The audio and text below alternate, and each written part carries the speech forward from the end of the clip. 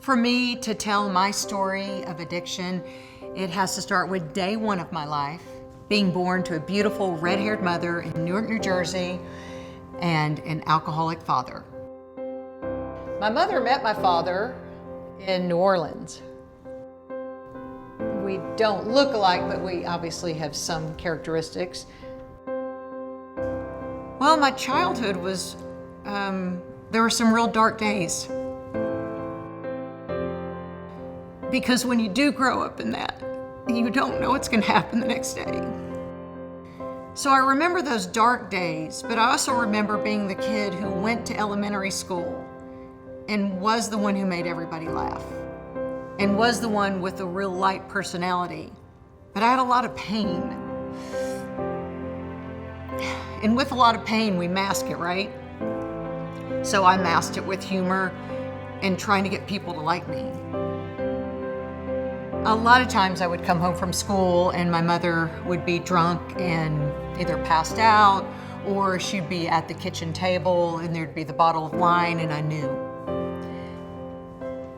Life was pretty tumultuous, really unsettled for me, for my mother. She had no job skills, she had no money, she had no resources. We'd been on government assistance, we'd been on welfare, and her cousin was in New Orleans. And her cousin said, "You come back here, I'll give you a job." We set off for New Orleans, and I remember thinking, okay, we're gonna start over. And I think that's what my mother thought. She thought location change will be everything. One day I came home from school and I'd gotten off the bus and my cousin was waiting outside and asked me, "Where's your mother? She's not answering the door." I let her into the apartment. We walked upstairs, and my cousin had opened the door, and there was my mother lying in the bed. She was dead. She had overdosed. And I remember thinking, I'm 12 years old. My mother is dead in a bedroom. I'm sitting on the stairs of that little apartment, wondering, where am I gonna go? I'm an orphan at this point. I had a father who didn't want me, a brother who couldn't take care of me. I needed a place to stay that night. So I had a first cousin, Sherry Gibson, came to get me for a few days. And that was 1975, I never left. All I wanted as a 12-year-old was to feel safe and to feel protected. I didn't know I was missing it because my normal was unpredictability.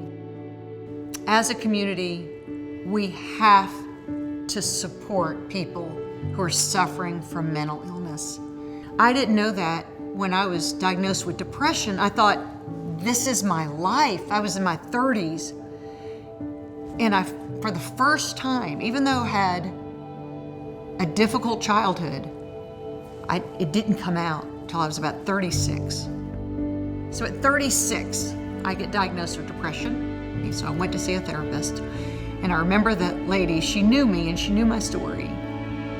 And she said, I forget sitting here seeing you vibrant, enthusiastic, that there's a little 12-year-old girl who woke up, who came home from school one day and her mother was dead. She said, that has to come out someplace. And for some people, it might be depression. Some people, it might be to medicate with substances, alcohol. But there is pain.